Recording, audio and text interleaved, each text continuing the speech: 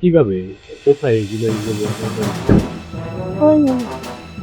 বুদ্ধি প্রতিবন্ধী কিশোরী 7 মাসের অন্তঃসত্ত্বা, এমন ঘটনা অনুসন্ধানে বের হয়ে আসে ভয়াবহ চাঞ্চল্যকর তথ্য।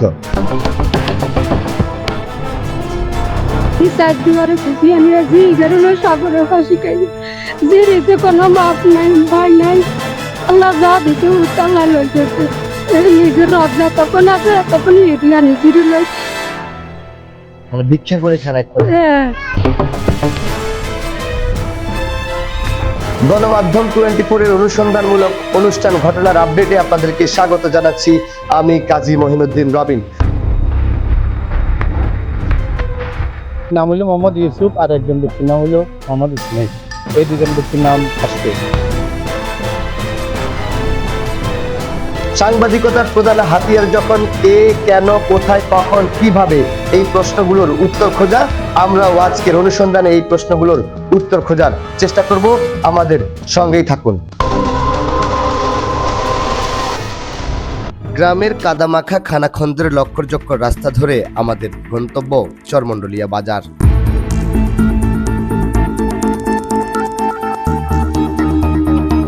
নোয়াখালী কবিরহাট উপজেলার ধানশালিক ইউনিয়নের চরমণ্ডলিয়া গ্রামের চরমণ্ডলিয়া বাজারে বেশ কয়েকদিন ধরে একটি চাঞ্চল্যকর ঘটনাকে ঘিরে বেশ উত্তপ্ত।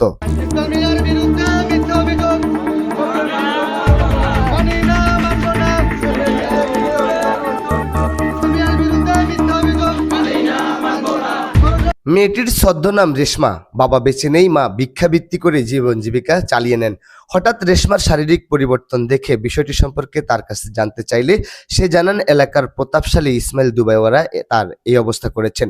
কিন্তু এর কয়েকদিন পর এলাকাবাসীর জিজ্ঞাসাবাদে সে তার ডিভোর্সি খালাতো বোনের স্বামী ইউসুফও তার সাথে এমন ন্যাক্কারজনক ঘটনাটি ঘটে বলে জানিয়েছে।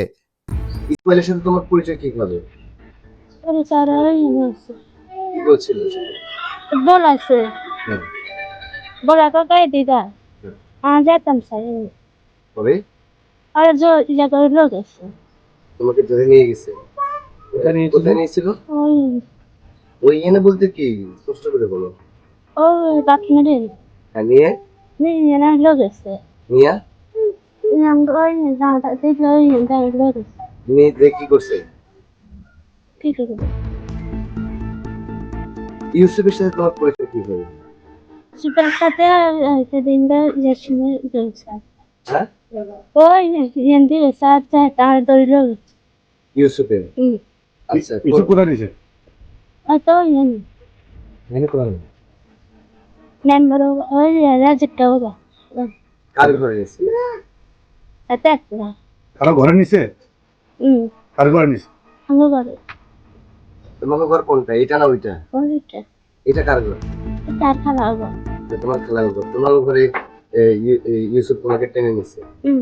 আমি আজিরে কোরবানের পরে আমি জিজ্ঞাসি করে যে কি আর তিথি হব চাক মুয়ারে কেন করেন তাইকে কোন সময় হবি তো মার মাথা চুইক তো মার আন মাথা চুই কই গেছে মা আল্লাহর কোন কে আসিল মা ইসমিল্লা মামা আসিল আর ইসুফ আসিল দুটা আর কিশোরীর এমন উদ্ভট কথাবার্তায় এলাকাবাসীর চোখ কপালে ওঠার মতো অবস্থা।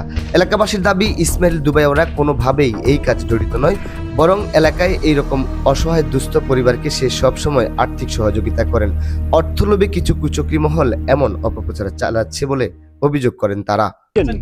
আমি চাচ্ছি যে ইসমাইল দুবাইওয়ালা অতীতে কোনো রেকর্ড আমরা দেখিনি। ও আমাদের সমাজে একজন সম্মানিত ব্যক্তি, আমাদের সমাজে বিশাল মসজিদে কাজ চলে, উনি একজন কি অংশধারী আমাদের সমাজে, মানে বলাভিন একজন ব্যক্তি ভালো মানের। এখন এর নাম যে মিথ্যা অপবাদ ছড়াইলো, এখানে যদি অপরাধী আমরা জীবনে টেস্ট করার পরে যদি অপরাধী হয়, আমাদের সমাজ প্রতিনিধি, আমাদের প্রশাসনিকভাবে আপনাদের সাংবাদিকবৃন্দ আপনাদের বা সবাইকে নিয়ে এটা আমরা ওর কি ব্যবস্থা নিব।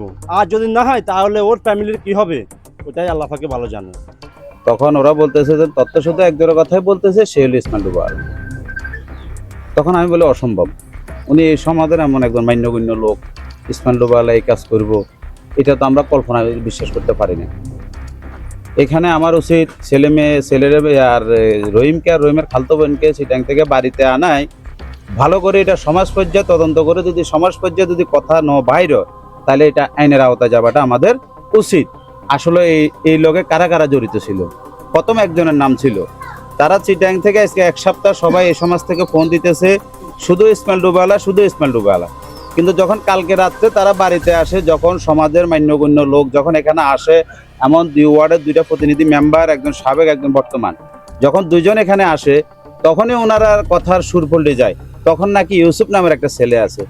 আমার আর একটা কথা, এখানে এই বাড়িটা পূর্ব থেকে একটা গন্ডগোলের বাড়ি। যেমন খুলে বলে এই তো বলতেছি, এই বাড়িটা হলো পূর্ব থেকে একটা গন্ডগোলের বাড়ি। যেমন যে মেয়ে আজকে অন্তঃসত্ত্ব 7 মাস বা 6 মাস, তার খালতো বোনেরা কিন্তু এই সিরিয়ালে ছিল। তাদের সালিশ গ্রামে গ্রামে করণ লাগছে, তাদের সালিশ বসাট করণ লাগছে, তাদের সালিশ অ্যাপ্রিসিয়েট করণ লাগছে, তাদের সালিশ প্রতিটা সমাজে সমাজে আমরা করণ লাগছে।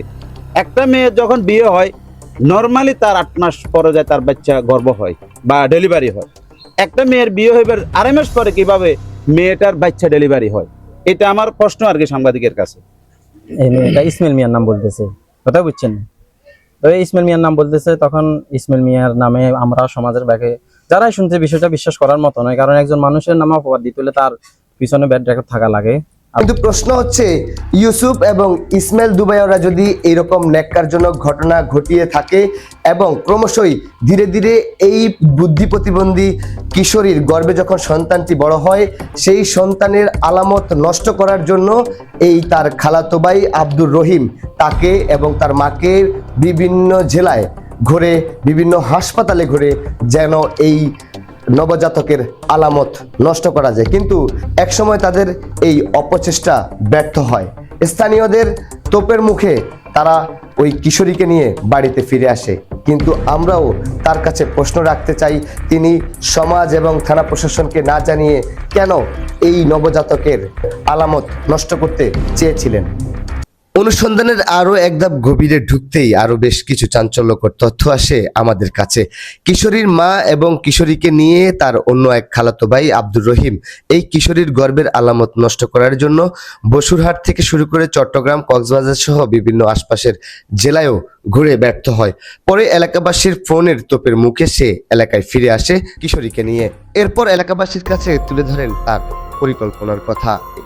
আপনি একজন এরকম সুস্থ সবল মানুষ হয়ে আপনার ভিতরে নিশ্চয়ই বুদ্ধি বিবেক আছে।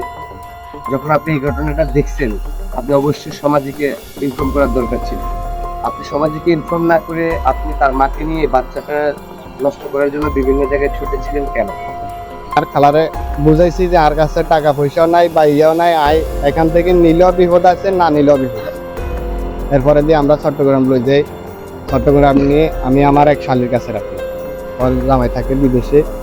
রাখার পরে আমরা মানে চিন্তা করছি, খালাসের চিন্তা করছি প্রথমে, কিন্তু আমরা যখন করছি খালাস করতে পারতো না, তখন আমরা করছি যে বাচ্চা ভূমিষ্ঠ হলে যেটা হয় বা সমাজে যদি তখন জানে একটা কিছু করবো, না যদি না জানে তাইলে বাচ্চার দত্তক দিয়ে আমরা ওরা অন্য জায়গায় বিয়ে শাদী দিব, কারণ আমরা কেউ লগে এখানে হারার মতো না, আমরা সাইকেলও কেউ নাই। এরপরে দিয়ে এরকম 2-10 দিন যাওয়ার পরে আমি আবার বাড়িতে চলে গেছি। ও যাওয়ার সময় আমার খালাই গেছে, মেয়ে গেছে, আমার ওয়াইফ গেছে। যাওয়ার পরে দিয়ে আমি আবার যাওয়ার সময় কইছি যে আমার কাছে টাকা পয়সা নেই। আমার খালা আমার 3,000 দিচ্ছে, কয় যে এখন এগুলো যা, বাকিটা কি হয়। ধর হের পরে আমি আর খালার লই গেছি, কিন্তু সিটাং নিয়ে আমি আড়ানা পয়সারও ডাক্তার কোথাও দেখাই নাই বা খালাস করার চেষ্টা করি না। আমি একটা জিনিসের চেষ্টা করছি, সেটা হলে বাচ্চা ঘনিষ্ঠ হইলে তখন যেটা হয় সেটা করবো। এরপরে দিয়ে আমি হেরে সেখানে রাখি আর খালা সহ আমরা আবার বাড়িতে চলে যাবো। তার কারণে আমরা চট্টগ্রাম লেগেছি। আপনার কথায় আর একটা পয়েন্টে আসে, সেটি হচ্ছে আপনি বলছিলেন যে সেখানে ভূমিষ্ঠ হলে তাকে দত্তক দিয়ে আবার থেকে বিয়ে শাদী দিবেন। তাহলে তার মাত্র 5 থেকে 6 মাস, এই 4-5 মাসের প্রস্তুতি নিয়ে গেছে সেখানে ডেলিভারি হওয়ার জন্য। আমি এলাকাতে রাখলে তো বিপদ আছে। আমি আপনাকে বুঝে নিলাম। আপনি 4-5 মাস ওইখানে রাখার মতো একটা মানুষ থাকতে গেলে তো একটা অ্যাবিলিটির প্রয়োজন আছে। তাহলে আপনি এখান থেকে কি মেন্টালিটি প্রিপারেশন নিয়ে গেলেন, সেখানে ভূমিষ্ঠ হওয়ার পরে তাকে দত্তক দিবেন, আবার অন্য জায়গায় বিয়ে দিবেন, সেই পরিকল্পনাটা কেন করলেন? সেটা করছি যেমন আমি এলাকাতে যদি কাউকে জানাই ওই লোকের কথা, কারণ আমরা অনেক চেষ্টা করছি। অন্য কোনো লোক হলে আমরা একটা কথা করতে পারতাম, কিন্তু যে লোকের কথা কইছে সেই লোকের কথা আমরা বিশ্বাস করার মতো না। নিম্নবিত্ত, খেটে খাওয়া মানুষ এবং অসহায় হতদরিদ্র তারা যদি কোনো ঝামেলায় জড়িয়ে মামলা খায়, তখন সেই মামলার খরচটুকু চালানোর পর্যন্ত তাদের সামর্থ্য থাকে না, সেজন্য তারা ন্যায় বিচার থেকে বঞ্চিত হয়। ভুক্তভোগী কিশোরী ও এলাকাবাসীর দাবি অনুযায়ী আমরা খুঁজে বের করি কিশোরীর খালাতো বোনের সাবেক স্বামী ইউসুফকে। তার কাছে ঘটনার বিষয় জানতে চাইলে সে অস্বীকার করেন। কোন বাড়িতে কই ওদের বাড়িতে না, আমি হে বাড়িতে জানি, এখানে মেম্বারশিপ আছে, মেম্বারশিপে জিজ্ঞেস করেন। আমি তো মেম্বারের জায়গায় কাম করতেছি। এলাকাবাসী বলছে জি। আপনি এই মেয়েটাকে, ওই মেয়েটার মা ভিক্ষা করতে যাইতো, আপনি ওই বাড়িতে যাতায়াত কন্টিনিউ করেন এবং না, আমি ওই বাড়িতে যাই না। বলতে এটা সবাই বলছে, এটা প্রয়োজনে আর 2-4-5-7 জন থেকে আপনারা তথ্য নেন। উনি ওই বাড়িতে গেছে বলতে এটা তোর এলাকা ব্যাগ সবাই জানে। আমাদের এই যে সেলিম মেম্বার যে আপনাদেরকে বলছে, ওনাকে জিজ্ঞেস করতে পারেন, উনিও বলবে। ওই বাড়িতে যাইতে ওই রহিমের মাল্লায় ফান্ডটা নিয়ে যেত। এটা রহিমে ওই যে কয়েকদিন আগে ওখানে আমাদের সাক্ষী দিছে যে ও ফান্ডটা লই ওর মারা দেখতে যা। ঠিক আছে, আমরা আর পরে আরেকটা বিষয় অবগত আছি যে মুরগিরে রাত আমার যেরকম তোমায় ওই মাইয়াকারে হাতে করে তুমি এটা ভাই আগে প্রমাণ দেন, তারপরে এখন এটা যে প্রমাণ তো আসবে, সময় প্রমাণের বিষয়। এবার অনুসন্ধানী গণমাধ্যম কর্মীরা এই বিষয় নিয়ে কথা বলে ইসমাইল দুবাইওয়ালার সাথে। তবে তিনি জানান তার মান সম্মান ক্ষুণ্ণ করতে এবং বিপুল জনপ্রিয়তা নষ্ট করতে একটি মহল এমন ষড়যন্ত্র করছে। একদিন পরে আবার মেয়ের মা বলতেছে কি আমি কিন্তু দোষী। তারপরে এই যে রহিম ওরে ডেলিভারি খালাস করার জন্য লেগেছে, এর বড় বোনের একটা মোবাইলে আমাদের কাছে রেকর্ড আছে, হে যে ওয়াইফ হাজব্যান্ডের মতো ব্যবহার করতে পুরো সবসময় ওইখানে রাখছে, হের কাছে রাখছে। হের বড় বোনে বলতেছে যে কি আমার ছোট বোন আমার বোন, কিন্তু আমার বোনটা আমার সাথে থাকে না, কিন্তু পুরা টাইম ওই বাড়িতে থাকে। আমি এই আইনের সহায়তা নিতেছি, আমি এটা চাই DNA test, mostly DNA test চাচ্ছি আমি। ডিএনএ টেস্ট হলে দুধের মতো পরিষ্কার হবে কে কে জড়িত আছে। খালি কি আমরা দুইজন না, আরো আছে বলে বলি এখন এগুলোরও আবার গোপন রাখছে, এগুলো আপনারা পরিষ্কার হয়ে যাবে, আমরা এগুলো পাই যাবেন। আমি চাই প্রশাসনের কোর্টে আমি যাবো, সব জায়গায় আমি যাই ওটার ডিএনএ টেস্টের জন্য আমি অনুরোধ করবো সবাই ডিএনএ টেস্টে যাবো আমরা। নির্দোষ ইসমাইল দুবাইওয়ালার বিরুদ্ধে এমন মিথ্যা অপপ্রচার ও গুজব রটানোর প্রতিবাদে শত শত এলাকাবাসী জড়ো হয়ে চরমণ্ডলিয়া বাজারে বিক্ষোভ ও মানববন্ধন করেন এবং পরীক্ষা নিরীক্ষার মাধ্যমে প্রকৃত সত্য উন্মোচন করে দোষীদের আইনের আওতায় আনার দাবি জানান তারা। এখানে মন্ডলিয়া বাজার পূর্ব পাশে একটা ভারসাম্যহীন মেয়েকে নিয়ে আমাদের এলাকার বিশিষ্ট সমাজসেবক এবং বিশিষ্ট দানবীর উনি হজ করছে, উনি দীর্ঘদিন প্রবাসে ছিল, এই এলাকার অনেক বিপদে আপদে বিয়ে শাদী সব কাজে সহযোগিতা করছে। জোনাকে নিয়ে, ইসমাইল মিয়াকে নিয়ে, ইসমাইল ডুবেলাকে নিয়ে যে মানে অপপ্রচার, মিথ্যা অপপ্রচার চালাইছে একটা ভারসাম্যহীন মেয়েকে নিয়ে, আমরা এর তীব্র নিন্দা ও প্রতিবাদ জানাই এবং এটার সুস্থ তদন্ত করে আইন প্রশাসনের কাছে আমরা বিশেষ জোর দাবি জানাই। প্রকৃত দোষী যে তাদের দৃষ্টান্তমূলক বিচারক। অনেকটা ভারসাম্যহীন, বলতে গেলে মানসিক ভারসাম্যহীন অনেকটা। এই মেয়েটাকে কে বা কাহারা অপগর্ব করেছে আমরা কিছুদিন থেকে শুনে আসতেছি, কিন্তু এই অপগর্বকে কেন্দ্র করে কিছু কুচক্রী মহল আমাদের এই এলাকার একজন মান্যগণ্য স্বনামধন্য ব্যক্তি জনাব ইসমাইল মিয়া, ওনাকে এই এলাকার মানুষ সবাই জানে, একজন ভদ্র মানুষ, একজন সমাজের ভালো মানুষ হিসেবে তিনি এই এলাকার সবার কাছে পরিচিত।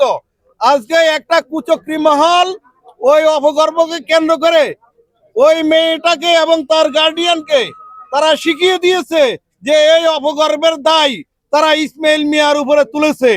আমরা এলাকার মানুষ, এই এলাকার মানুষ আমরা এটা বিশ্বাস করি না যে ইসমাইল মিয়ার মতো লোক এই অপগর্বের সাথে জড়িত, কিন্তু তিনি ধনী হওয়ার কারণে, পয়সাওয়ালা হওয়ার কারণে তাকে আজকে হেয় প্রতিপন্ন করার জন্য, তার মান সম্মান ক্ষুণ্ণ করার জন্য কুচক্রী মহল ওই অপগর্বের জন্য তাকে আজকে। প্রশ্ন কিন্তু থেকেই গেল, একে তো অসহায় পরিবার, অন্যদিকে কিশোরীর গর্ভে যে নবজাতক বেড়ে উঠছে তার ভবিষ্যতে সে কি পরিচয় দিবে, কে বা এই কিশোরীর নবজাতকের দায়িত্ব নেবে, সেই প্রশ্নটাই আপনাদের কাছেই রাখলাম।